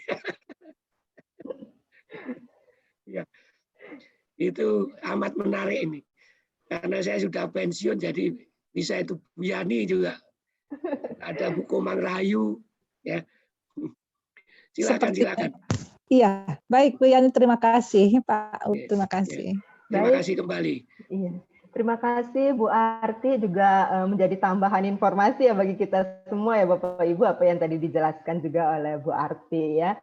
Dan Bu Arti memang dari dulu ini mentor saya di Ubaya juga nih Bu Arti ya, dan kami memang sama-sama sedang menekuni juga tentang WFC gitu ya, karena menarik sekali. Baik, saya melanjutkan lagi terkait tadi yang dijelaskan Bu Arti dan Pak Up juga. Ini ada tambahan pertanyaan dari Bu Ani UGM ya. Apakah perusahaan bisa memiliki kebijakan yang ramah keluarga ya Pak Up ya? Dan bagaimana supaya WFC bisa ditekan? Nah, kira-kira gimana nih Pak Up? Itu kemarin kita diskusi ya. Atau ini perlu diskusi khusus Mbak Yani. Saya tidak berani menjamin ya. Karena kalau kita lihat perusahaan semua nangis sekarang. Mau kebijaksanaan lagi apa ya. Jadi pemerintah aja hati-hati ya bersikap untuk memberi treatment pada perusahaan tuh. Sampai mau lockdown total aja nggak berani. Nah, Mbak Ani, mbok dikasih Mbak Ani, sama Mas Bro Profesor Kuncoro. Enggak, itu kan bukan bidang saya, cuma ingin tahu kira-kira tadi kan Pak Up mengatakan ini terkait dengan perusahaan-perusahaan toh ya. Nah, Ya. kira-kira bisa nggak ya kemudian ada perusahaan itu dibuat kebijakan yang ramah keluarga gitu loh. Nggak tahu Ya. bentuknya kayak apa gitu, tapi Ya. supaya Yang menurunkan BSI. yang sudah kita lakukan tuh Mbak Ani, itu sulit ya, bertahun-tahun, 3 tahun. Itu pun hanya satu perusahaan yang memberi regulasi, akhirnya oke, kalau tumbuh dengan adat Anda boleh tidak masuk, tetapi harus menjamin ada penggantinya. Ya, safe-nya.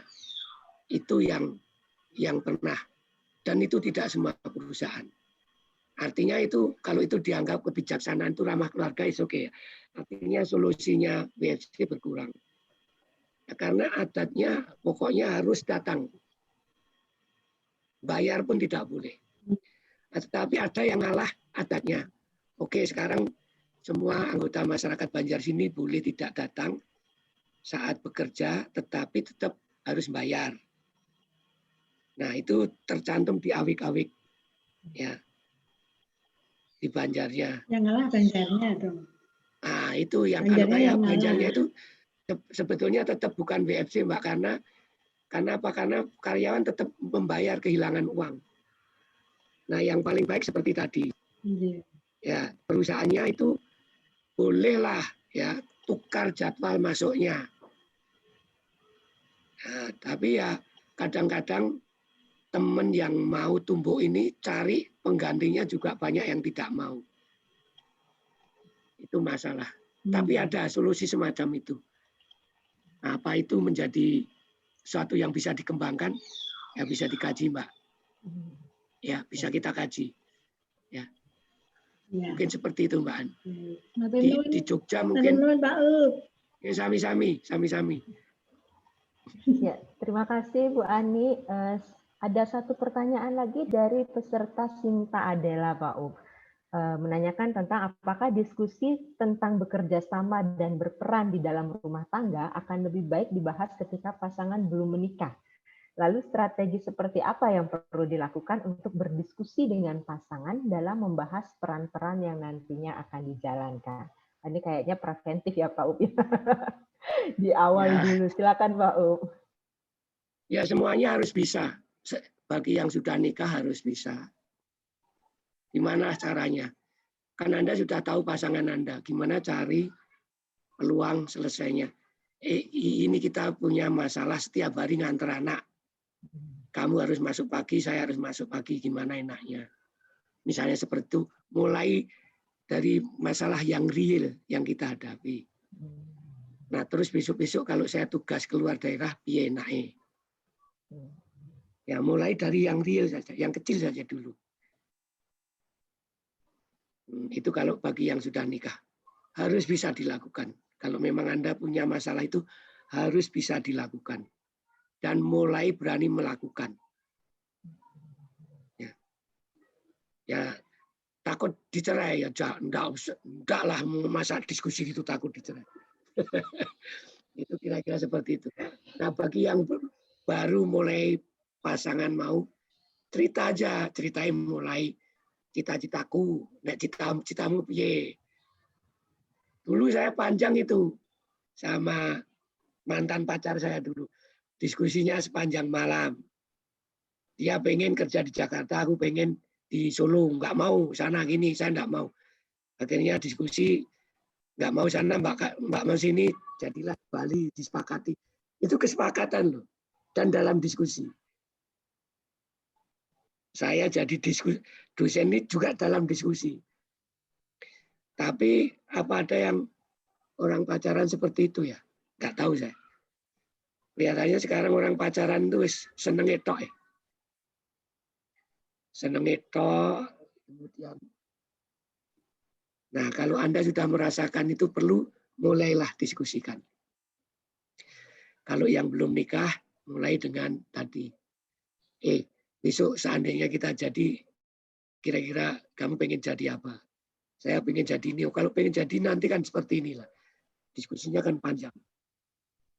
Sedikit demi sedikit. Jangan diselesaikan dalam sehari, enggak. Saya diskusikan itu panjang. Berhari-hari, berbulan-bulan. Ya. Kira-kira sekali lagi tips saya harus bisa dan pasti bisa. Ya. Mulai dari hal kecil saat suasana gembira. Ya. Hal kecil yang nyata loh ini. Seperti saya contohkan tadi, nganter anak gitu aja.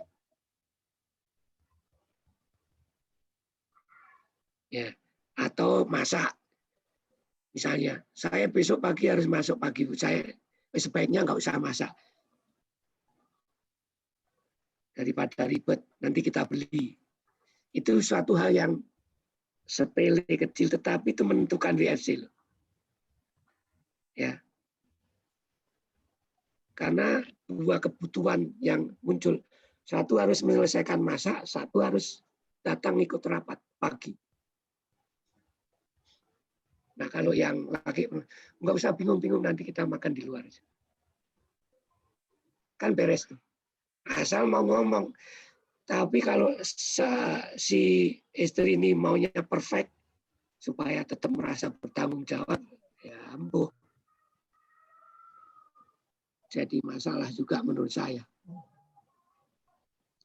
Itu kira-kira yang bisa saya sampaikan, Mbak. Ya baik, terima kasih Pak. Jadi tidak ada salahnya ya Pak ya kalau kita membicarakan ini juga meskipun belum menikah, gitu ya. Artinya masih berpacaran pun ini juga tidak ada salahnya untuk dibahas gitu ya.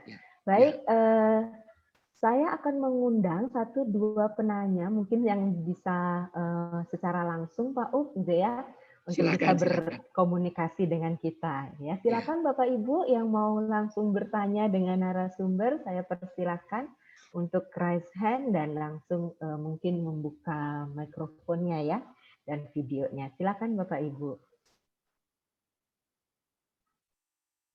Mungkin ada yang ingin menanyakan langsung dengan Pak Up, silakan.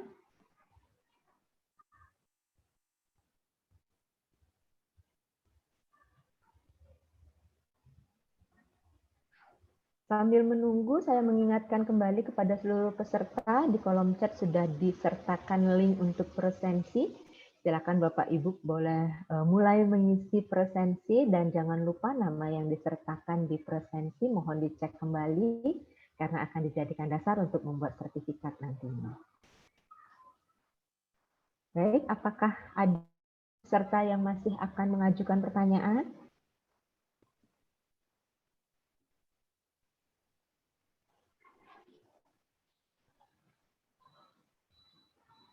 Silakan loh. Saya dengan Mbak Yani tidak menggigit kok. Atau mungkin Bapak Ibu peserta mulai berpikir nih Pak, waduh sepertinya tingkat WFC saya udah cukup tinggi nih. Mulai mendapat insight nih Pak Up. Atau jangan-jangan sudah mulai melis mana prioritas-prioritas yang akan didiskusikan nanti malam. Mumpung weekend nih Pak Up. Yeah.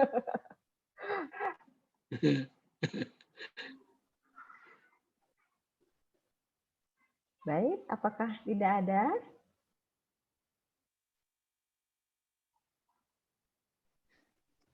Baik. Ya, kalau tidak ada, saya rasa saya kembali ke Pak Up dulu untuk mungkin ada closing statement yang ingin Pak Up sampaikan kepada para peserta sore hari ini, Pak Up.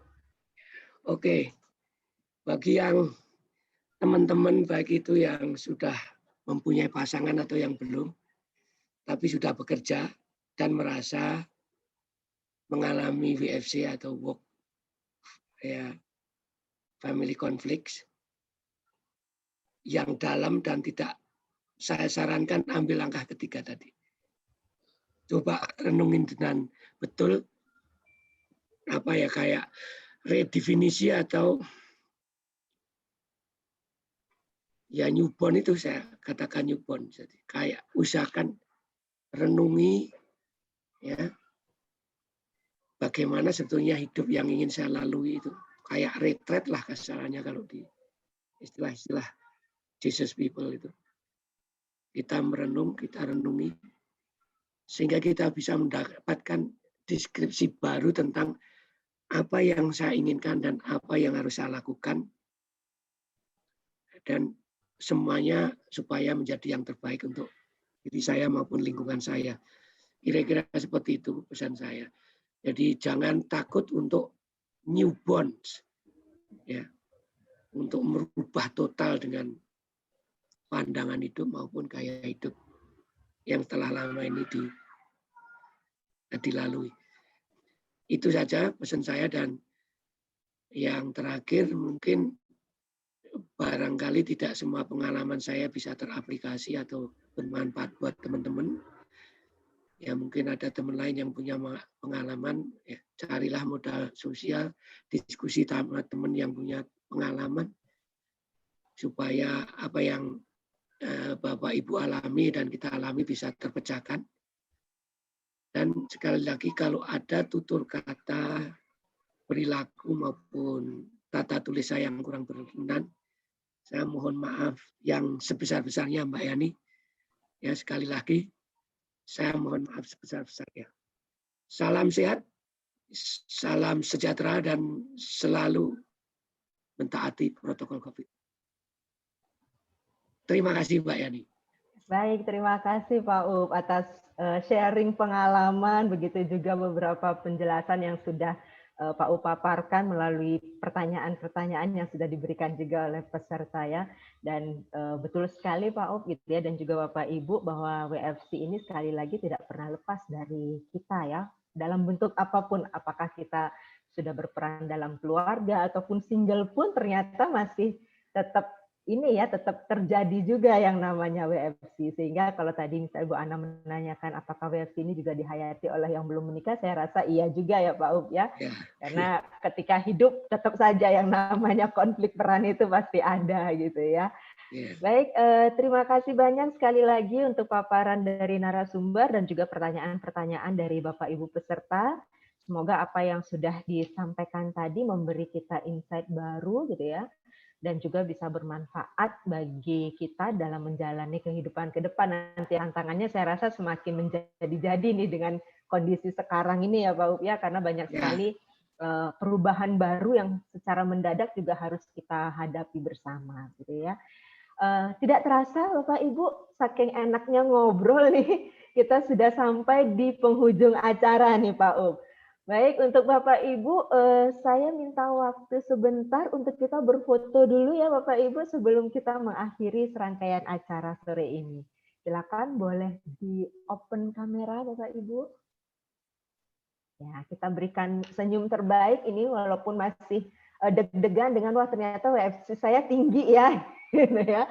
Pokoknya kita senyum aja lah dulu gitu ya Bapak Ibu ya, untuk menghadapi nanti mau diskusinya seperti apa nih nanti di rumah gitu ya. Silakan. Oke, mungkin panitia bisa membantu saya untuk mendokumentasikan. Nanti jika sudah selesai boleh saya diinformasikan ya teman-teman panitia. Ya, baik. Untuk Bapak Ibu, kita akan ada 4 slide. Kita mulai dulu dari slide yang pertama. Dalam hitungan ketiga, berikan senyum yang paling semangat, gitu ya. Dalam hitungan ketiga, untuk slide yang satu dulu. 1, 2, 3. Ya, baik. Sekarang kita akan masuk ke slide yang kedua. Dalam hitungan ketiga, berikan senyum yang paling semangat. 1, 2, 3. Ya, oke. Baik, kita akan masuk ke yang ketiga. Dalam hitungan ketiga, slide yang ketiga, 1, 2, 3. Dan yang terakhir, satu lagi, berikan senyum yang paling semangat. Dalam hitungan ketiga, 1, 2, 3. Ya, baik, sudah semuanya, Ibu Listiani. Oke, baik. Terima kasih Pak Dika ya, dan terima kasih juga untuk Bapak Ibu sudah memberikan senyum terbaiknya. Semoga ini menjadi awal semangat bagi kita ya dalam menghadapi kondisi pandemi dan juga segala rintangan yang ada di depan kita dalam peran-peran kita ke depannya gitu ya, baik secara profesional maupun peran domestik kita Bapak Ibu. Baik, dengan berakhirnya sesi foto tadi, maka berakhirlah seluruh rangkaian acara kegiatan webinar hari ini yang bertajuk Work Family Conflict, Solusi dan Fakta dan Solusinya gitu ya. Dan saya mewakili seluruh panitia yang bertugas hari ini mengucapkan terima kasih yang sebesar-besarnya atas kesediaan Bapak Ibu untuk meluangkan waktu bergabung bersama kami, dan juga beberapa pertanyaan juga sudah disampaikan yang mungkin juga akan menjadi satu insight bagi peserta lainnya gitu ya. Dan tidak lupa kami juga mengucapkan mohon maaf yang sebesar-besarnya apabila dalam penyajian kegiatan hari ini ada hal-hal yang kurang berkenan bagi Bapak Ibu sekalian. Akhir kata saya ucapkan selamat sore, selamat beraktivitas, dan tetap sehat Bapak Ibu. Semoga kita selalu bisa berkarya di tengah masa pandemi. Saya akan tutup dengan Parama Santi, Om Santi. Terima kasih, Santi, Pak. Santi. Terima kasih Bapak Ibu.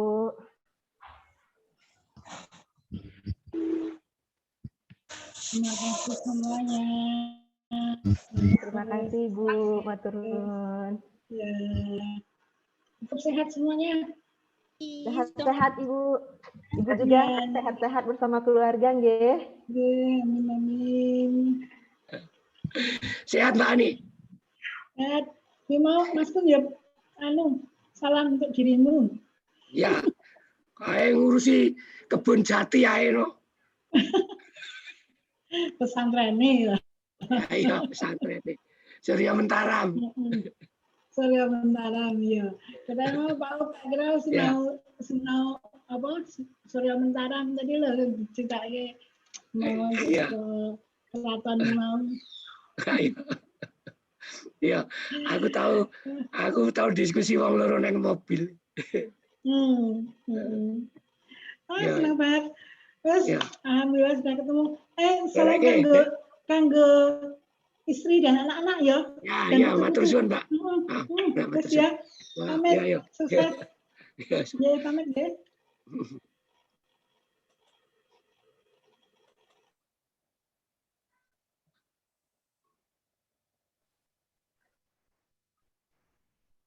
Untuk Bapak Ibu yang masih ada di room meeting, saya ingatkan kembali, jangan lupa mengisi link presensi.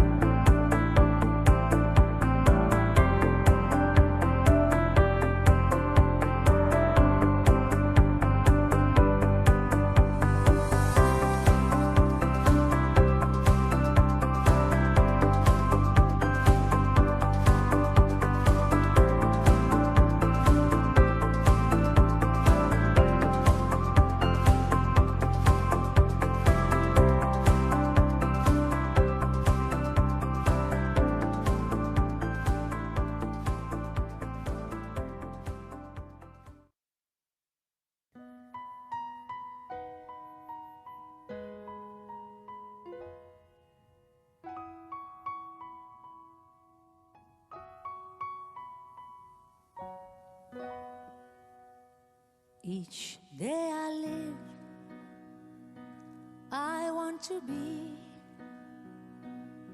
a day to give the best of me. I'm only one, but not alone. My finest day is yet unknown. I broke my heart for every game to taste the sweet. I faced the pain. I rise and fall, yet through it all, this